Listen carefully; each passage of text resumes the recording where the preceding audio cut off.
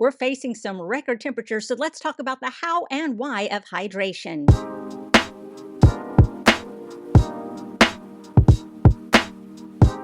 Hello, fellow geeks, and welcome back to Running Geek Girl. My name is Heather, and I am glad you are here today. Now, hydration is one of my favorite things to talk about because it's something that I didn't pay a lot of attention to when I first started running. And since then, I have learned a lot, including this nugget of wisdom you may remember from about a year ago. Lodration is the opposite of hydration. Lodration happens when nobody wants to play with you on the playground.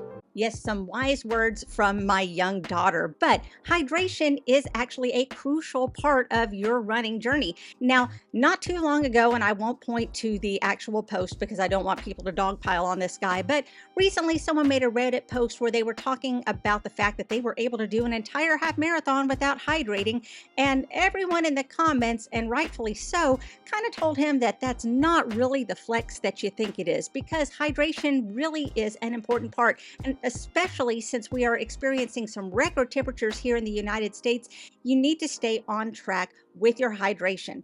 First, let's talk about why that is. Now, for today's information that I'm sharing with you, this is from an article that was published by the Hospital for Special Surgery in New York. Now, hydration can be an issue for everyone, not just for runners. You need to take in a certain amount of fluids every day. Individual needs are going to vary, but usually it's 2.7 liters a day for women and 3.7 liters a day for men. Now, this includes beverages, and it also includes the other fluids that you take in from things like veggies and fruit. So at least 20% of your fluids are usually going to come from food. That leaves about 9 cups of fluids from women and 13 cups of fluid for men that still have to be consumed each day. Again, these are rough numbers. Depending on your age, your level of activity, your metabolism, the amount of fluids that you're going to need are going to vary, but this is just kind of a rough estimate. Now, why is hydration so important for runners? It's because running and sweating increases the amount of fluid that you lose over the course of a day. Dehydration can lead to you experiencing things like headache, rapid heartbeat, fatigue. It can slow you down, which is definitely not something that you want during a race.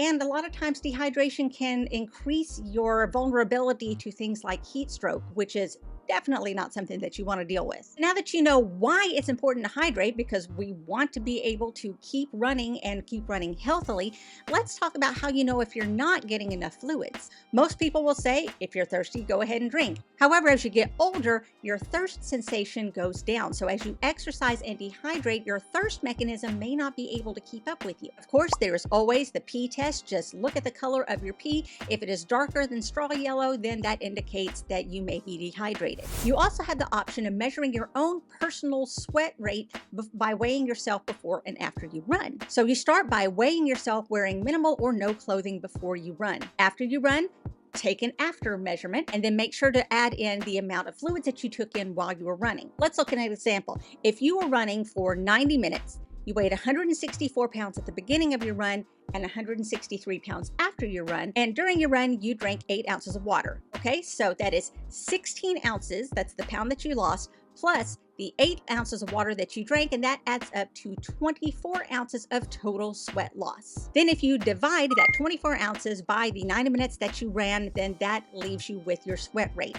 If you are losing more than 2 to 3% of your body weight during your run, then it's time to be a little bit strategic about how often you're taking in fluids. So next, let's talk about how often you drink before, during, and after your run. So before you run, try to take in 6 to 16 ounces of water about an hour or two before you plan on heading out. Now, if you have done that sweat rate calculation, then you know how much you're going to be losing per hour. So divide that by 3 or 4 and then try to drink that amount every 15 to 20 minutes while you are running to match your fluid loss. If you are someone who sweats like a lot, you may not be able to match it, so just try to get as close as you possibly can. The overall idea is for every pound that you lose during a run, you want to replace it with 24 ounces of fluid. So depending on the length of your run, you may need to bring a recovery snack with you that also has protein and carbohydrates along with fluid. So you could bring a smoothie or a shake with you to your own personal aid station, or maybe a yogurt or banana along with some fluid. And make sure that if you are doing a long run, that you are including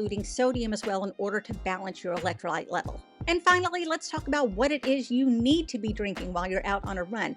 All beverages are going to count towards your fluid needs. That's going to be juice, milk, plain or flavored seltzer, herbal tea, even caffeinated teas and coffee. If you're not wanting to drink plain water, feel free to add a flavor packet. Feel free to add fruit to it. Maybe squeeze a lemon in there. There's lots of different things that you can do in order to give your water some flavor so that you can actually enjoy it while you are taking it in. While you are running, try to stick to cool or cold water, especially on runs that are less than 60 minutes. If you're going to be running anything longer than 60 or 90 minutes, then you're going to want to look at something like a sports drink that's also going to give you carbohydrates in order to delay fatigue and electrolytes to help with your fluid balance. And if you are a very heavy sweater, make sure that you are getting some sodium in there because you do lose a lot of it while you are sweating. I have been in that situation before and it is not fun. So there you go, just a little bit of information about hydration. Hopefully this will help you out while we are dealing with some of these hot temperatures in the summer right now. Why don't you let me know, what is your favorite thing to hydrate with? Let me know down in the comments below. While you're there, make sure that you are subscribed to the channel. It doesn't cost you a thing and it keeps you up to date on all the running content I have coming out all the time. You can also follow me on social media. All the links are down in the description. You can find me across all platforms under the name Running Geek Girl. Thanks so much for joining me today. I'm so glad you could be here. Remember to laugh hard, run fast, and be kind. I will see you later.